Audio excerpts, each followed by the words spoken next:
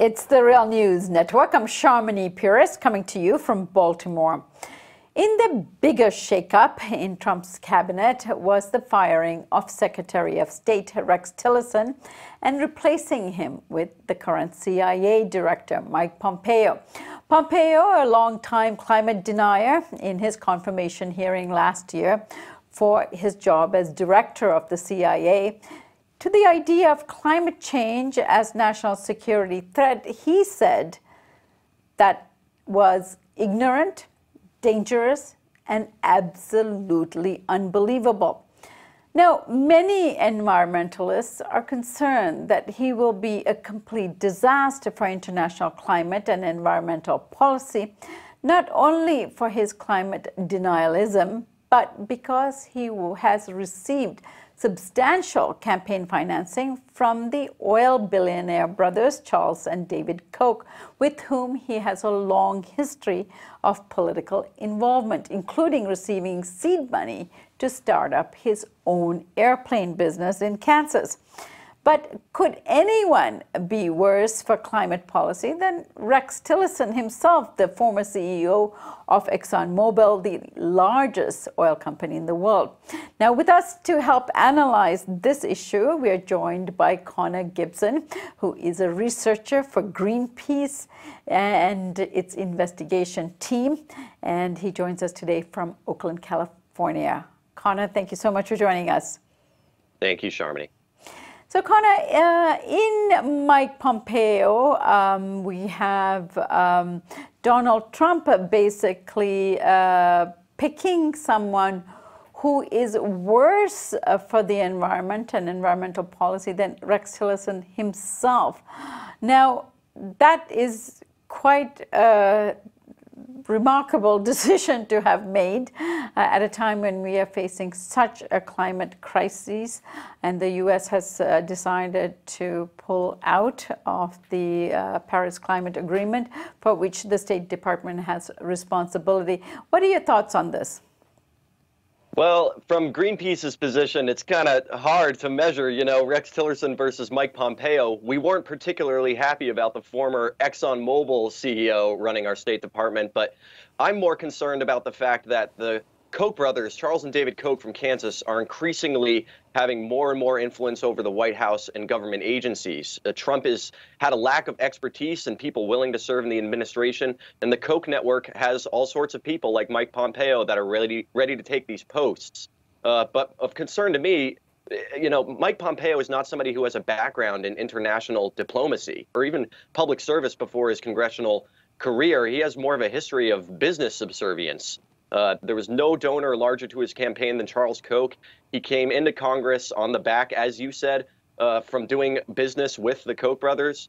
And now he spent a stint in the CIA where we largely don't know what he did on behalf of not only the country, but of the Kochs. So to have him move over to the Secretary of State position, that is something I see as more Donald Trump wanting more control over the person who's doing diplomacy with other countries.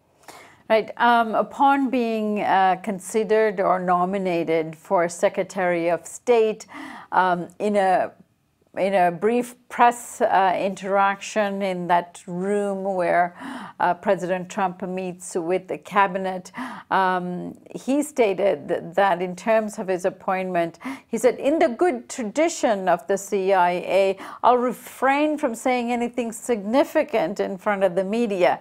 Now, this, of course, points to his lack of transparency in terms of what us as the public are entitled to in terms of government policy making, and particularly when it concerns the environment and the hazardous policy decisions this government has already made.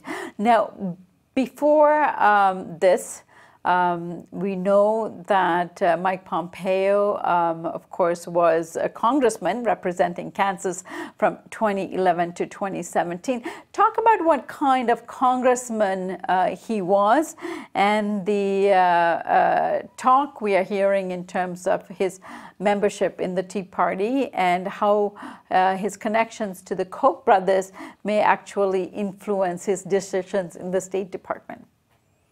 Sure. So if you will think back with me to 2010, you'll recall that was just after the Tea Party movement took off, and we had a wave of congressional Republicans elected, oftentimes Republicans who were beating other Republican incumbents, taking more extreme positions. And Mike Pompeo was one of those freshman congressional members that year when he got elected and started his service in 2011. He was elected with heavy support from Koch Industries and its employees, as well as Americans for Prosperity, which is the flagship kind of faux grassroots army that Charles Koch has created to knock on people's doors and get them to vote for candidates that Charles Koch prefers. And Mike Pompeo, over his career, took $375,000 from Koch Industries and Koch employees. It was by far his largest source of money.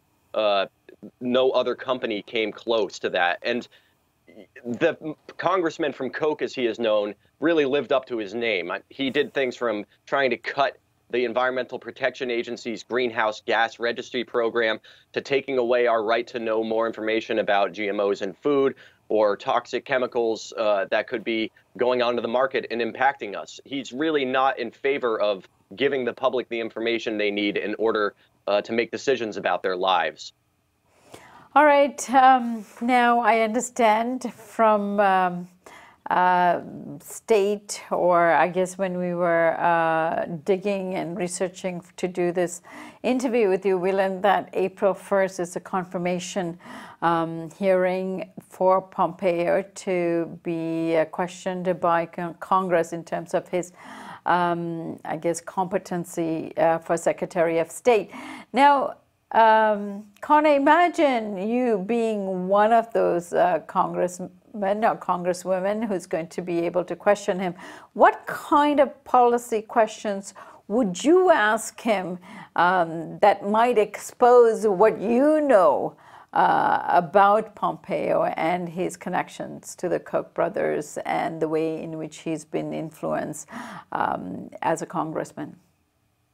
Well, one question I have is how long he continued to do business with Koch Industries. You mentioned that he helped launch a company called Thayer Aerospace, and that included investment money from Koch Industries subsidiary. He also did business with Koch Industries through a company called Century International, which he was the president of. And they were selling oil field equipment together in Brazil, they being Pompeo and a couple subsidiaries of Koch Industries. And it's not clear to me when that relationship ended. I want to know if he entered public service still doing business with the Koch brothers, and I would love to know if he's still doing business with any oil companies today that could compromise his commitment to things like solving climate change with other countries. Now, not that I'm under the illusion that he's actually going to try to do that. Unfortunately, even ExxonMobil had a stronger position on climate change than Mike Pompeo does. Connor, the U.S. does have a seat at the Paris Climate Policy Agreement table. With this kind of a Secretary of State, is there still some negotiations that could take place at the policy level that sounds hopeful for the United States? I hate to offer a grim prognosis, but Mike Pompeo declared that he would be willing to do nothing on climate change. He signed the Americans for Prosperity no climate tax pledge. I wouldn't expect him to break from that position as Secretary of State, especially when he's working for a climate change denying president.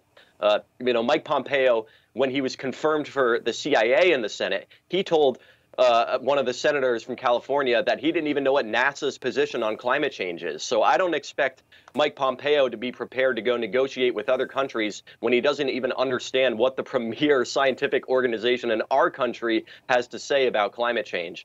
If I was any other country, I would not be taking us particularly seriously, even if the U.S. does have a seat at that table. Luckily, at least there are other aspects, other people in our country that are sending the message internationally that it's not the entire U.S. that doesn't care about climate change. It's just this current regime. And we've seen certain governors step up their commitments to cutting greenhouse gas emissions and boosting jobs in the clean energy sector, the kinds of solutions we really need in order to move away from the global climate crisis. Now, there was some talk of the international community that has signed the Paris Agreement, including France, putting some pressure on the U.S. And in fact even consider things like economic sanctions for withdrawing from the climate agreement. Do you see any of this being effective in terms of pushing the U.S. into a greater commitment? You know, it would depend on the kind of sanction. That's a fairly unprecedented action, at least in terms of the climate negotiations on the world stage. Although I would say the problem is serious enough that I understand why a country would consider imposing economic sanctions. I think a lot of that is going to have to do with other international issues that are not just climate change related, such as the tariffs that Trump just placed on international steel imports. That kind of action is, I think, more likely to elicit a reaction from other countries in terms of sanctions than climate change policy. But I wouldn't dismiss other countries threatening to take more affirmative action when it comes to holding the U.S. accountable for being absent on the climate conversation. Connor, I thank you so much for joining us today. And this is obviously a conversation that we have to keep having in order to bring whatever pressure we can bring about in terms of the State Department and, of course, in terms of enabling those people who are lobbying hard for the Paris Climate Agreement. I thank you so much for joining us today. Thank you very much, Sharmini. And thank you for joining us here on the Real News Network.